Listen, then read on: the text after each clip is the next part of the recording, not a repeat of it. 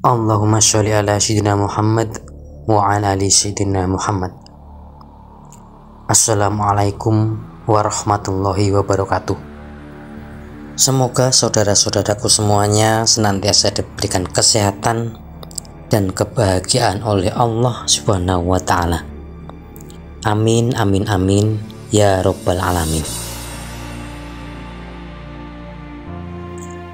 Nabi Idris yang memiliki keturunan 6 generasi dari Nabi Muhammad SAW, yaitu dengan urutan Nabi Adam, Syed, Anusi, Kinan, Mihlail, Yarid, baru kemudian Nabi Idris, mewariskan pengetahuan berharga dalam berbagai ilmu pengetahuan.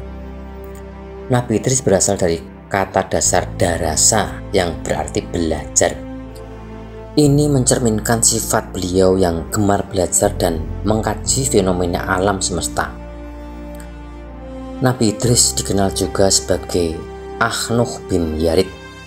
Nabi Idris lahir dari rahim Iklimah dan diutus oleh Allah Subhanahu wa ta'ala selama 345 tahun untuk berdakwah di Irak kuno atau Babilonia dan Mesir atau Memphis. Beliau adalah manusia pertama yang menerima wahyu lewat malaikat Jibril pada usia 82 tahun. Hal ini tertera dalam Quran surat Maryam 56 hingga 57 yang artinya, "Dan ceritakanlah hai Muhammad kepada mereka kisah Idris yang tersebut di dalam Al-Quran. Sesungguhnya ia adalah seseorang yang sangat membenarkan dan seorang nabi, dan kami telah mengangkatnya ke martabat yang tinggi." Nabi Idris selain dikenal karena kebaikan dan budi pekerti beliau juga dihargai sebagai pribadi yang penuh keberanian. Ketidaktakutannya saat berhadapan dengan umat kafir membawa beliau mendapat julukan singa Allah. Tidak hanya itu, Nabi Idris juga terkenal sebagai sosok yang pemaaf dan rendah hati. Kelembutan hatinya tercermin dalam sikapnya yang tidak sombong, menjadikan beliau sebagai tauladan dalam hal kesederhanaan dan ketawaduannya. Bahkan Allah Subhanahu wa ta'ala memberinya gelar As'adul Us'ud, yang artinya singa dari singa-singa yang pemberani. Nabi Idris alaihissalam manusia pertama yang memiliki kemampuan membaca dan menulis. Mukjizatnya mencakup pengajarannya terhadap ilmu tulis baca kepada umat manusia. Selain itu, kemampuan Nabi Idris alaihissalam tidak hanya sebatas membaca maupun menulis. Beliau juga mahir merawat kuda, memahami ilmu falak atau perbintangan, dan memiliki kemahiran dalam matematika atau ilmu berhitung. Ketertarikannya pada fenomena alam menjadikan beliau sebagai sumber rujukan bagi banyak orang ketika terjadi peristiwa alam. Selain daripada itu, sebagai ahli perbintangan, Nabi Idris memanfaatkan rasi bintang sebagai panduan arah, penentu waktu bercocok tanam, dan perkiraan cuaca. Keahlian beliau ini membuatnya dihormati dan dijadikan rujukan dalam berbagai permasalahan. Keterkaitan Nabi Idris dengan bangsa Sumeria terungkap melalui penelitian, di mana bangsa tersebut juga mempelajari ilmu perbintangan untuk menentukan waktu bercocok tanam yang optimal.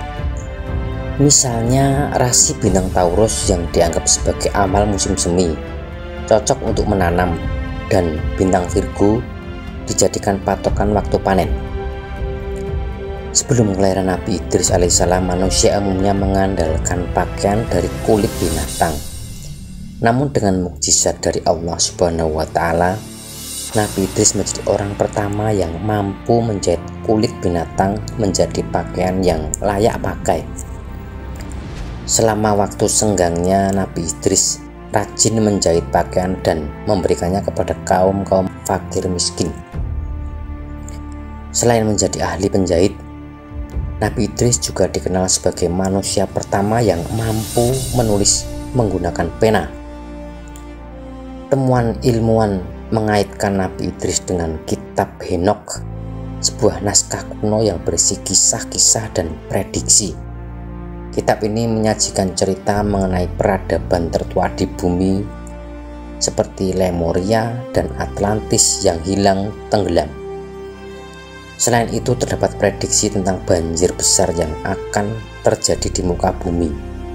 Para ilmuwan menduga bahwa kitab Henokh mungkin ditulis oleh Nabi Idris alaihissalam.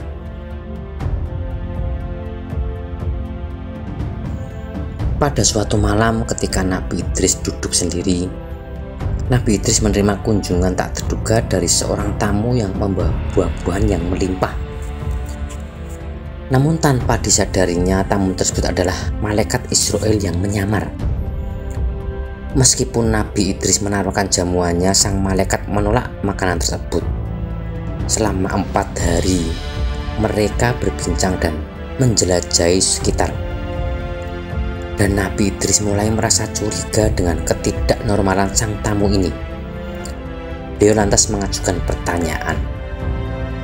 "Maaf, siapa kamu sebenarnya?" tanya Nabi Idris. "Maaf ya Nabiullah, aku sebenarnya adalah malaikat Israel," jawab sang malaikat. Nabi Idris pun terkejut mendengar hal ini, sebab malaikat Israel adalah malaikat yang bertugas mencabut nyawa manusia. "Lantas apa maksud kedatanganmu dan apakah kau ingin mencabut nyawaku?" tanya Nabi Idris. Malaikat Israel menggeleng dan berkata, "Tidak ya Idris, kedatanganmu memang untuk mengunjungimu karena saya rindu denganmu dan Allah Subhanahu wa Ta'ala telah memberikan izin," jawab malaikat Israel. Setelah berbincang beberapa saat, Nabi Idris mengajukan satu permintaan. Nabi Idris meminta malaikat Israel mencabut dan menghidupkannya kembali untuk merasakan sakaratul maut. Namun malaikat Israel menolak karena tindakannya yang hanya dapat dilakukan atas izin Allah Subhanahu wa Ta'ala. Kemudian Allah Subhanahu wa Ta'ala akhirnya mengabulkan permintaan Nabi Idris, dan malaikat Israel pun mencabut nyawanya. Menyaksikan kesakitan sahabatnya, malaikat itu menangis. Allah kemudian menghidupkan kembali Nabi Idris, yang juga menangis karena merasakan kepedihan yang tak terungkap. Pengalaman ini merubah pandangan Nabi Idris dan membuat beliau semakin giat mengajak umatnya untuk berbuat kebaikan dan taat kepada Allah Subhanahu wa Ta'ala, menjauhi larangannya dan melaksanakan segala perintah Allah Subhanahu wa Ta'ala. Pada suatu saat, Nabi Idris dan malaikat Israel tengah melaksanakan ibadah bersama. Lagi-lagi Nabi Idris mengajukan permintaan yang tidak lazim kepada malaikat Israel. "Dapatkah engkau membawaku melihat keindahan surga dan keganasan api neraka, wahai malaikat Israel?" tanya Nabi Idris. Malaikat Israel menjawab dengan heran, "Wahai Nabiullah, permintaanmu sungguh aneh. Mengapa engkau meminta hal itu? Bahkan para malaikat pun merasa takut melihat keganasan neraka. Tapi engkau malah memintanya," jawab malaikat Israel. Nabi Idris memberikan jawaban yang tulus. "Aku mengaku aku sangat takut akan siksaan Allah Subhanahu wa Ta'ala. Semoga melihat neraka dan surga ini dapat meningkatkan iman dan ketakwaanku kepadanya." Mendengar jawaban Nabi Idris, malaikat Israel lantas mohon izin Allah. Permintaan itu pun dikabulkan Allah, dan kemudian malaikat Israel membawa Nabi Idris ke neraka. Namun begitu mendekati lokasi neraka, Nabi Idris langsung pingsan. Penampakan malaikat penjaga neraka yang mengerikan dan menyiksa manusia yang telah durhaka kepada Allah membuatnya tak sadarkan diri. Nabi Idris tidak mampu untuk menyaksikan berbagai siksaan yang terjadi di neraka, mencerminkan kedalaman rasa kepedihan dan kekhawatirannya terhadap umatnya. Api neraka yang berkobar, suara gemuruh yang menakutkan, dan hal-hal mengerikan lainnya membuat Nabi Idris merasa semakin giat untuk berdakwah, berupaya agar tidak ada umatnya yang tersesat dan terkena siksaan neraka. Setelah perjalanan melihat neraka, malaikat Israel membawa Nabi Idris ke surga. Di sana Nabi Idris mengalami pengalaman yang sangat berbeda. Di surga beliau juga nyaris pingsan, bukan karena ketakutan, melainkan karena terpesona dengan keindahan yang menyelubungi surga. Nabi Idris menyaksikan sungai-sungai dengan air bening seperti kaca, pohon-pohon yang batangnya terbuat dari perak dan emas di tepian sungai, serta istana-istana yang megah untuk para penghuni surga. Pemandangan buah-buahan yang segar, ranum, dan harum membuatnya merasa takjub. Segala keindahan ini menggambarkan surga sebagai tempat yang begitu memikat. Setelah puas berkeliling, malaikat Israel mengajak Nabi Idris untuk pulang ke bumi. Namun Nabi Idris enggan meninggalkan surga. Dikarenakan terlena oleh keindahan yang ada, ia tetap ingin tinggal berada di sana. Malaikat Israel memberi peringatan, "Kamu boleh tinggal di sini setelah kiamat nanti, setelah semua amal ibadah dihisab oleh Allah Subhanahu wa Ta'ala.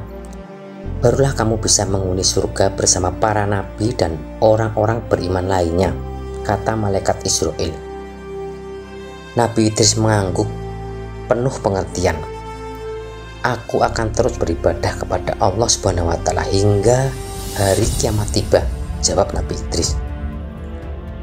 Kesungguhan Nabi Idris untuk terus beribadah menunjukkan kesadaran akan pentingnya amal perbuatan dalam memperoleh tempat yang layak di surga setelah kiamat.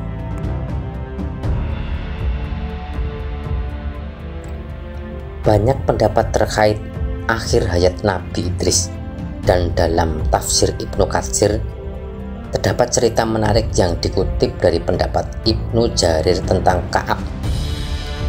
Kisah tersebut menceritakan proses kematian Nabi Idris dan interaksi dengan malaikat.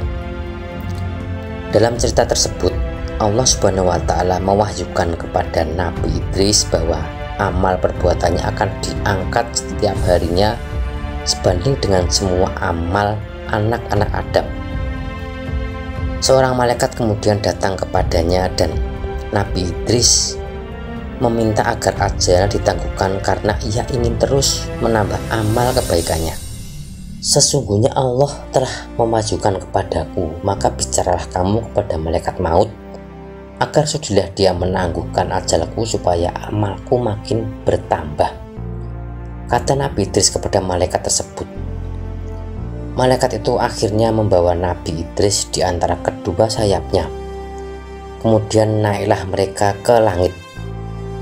Namun sesampainya di langit keempat, malaikat Israel berjumpa dengan malaikat tersebut. Malaikat yang membawa Nabi Idris mengemukakan pendapat dari Nabi Idris. Ketika malaikat Israel bertanya tentang keberadaan Nabi Idris, malaikat tersebut menjawab bahwa Nabi Idris ada di pundaknya. Hal ini membuat malaikat Israel terheran-heran, karena seharusnya dia yang menangani pencabutan nyawa Nabi Idris di langit keempat. Tetapi ternyata Nabi Idris sudah dibawa lebih dulu oleh malaikat lainnya. Pada akhirnya Nabi Idris dicabut nyawanya di langit keempat. Ibnu Katsir menunjukkan bahwa cerita ini sebagian berasal dari Ka'bul Ahbar yang bersumber dari kisah-kisah Israiliyat. Meskipun demikian, Ibnu Katsir mencatat bahwa beberapa bagian cerita mungkin tidak dapat diterima sepenuhnya, dan hanya Allah Subhanahu wa Ta'ala yang mengetahui kebenaran yang sebenarnya. Wallahu a'lam bishawab. Semoga bermanfaat. Sampai jumpa dalam kisah-kisah selanjutnya. Wassalamualaikum warahmatullahi wabarakatuh. Allahumma sholli ala sayyidina Muhammad wa ala ali sayyidina Muhammad.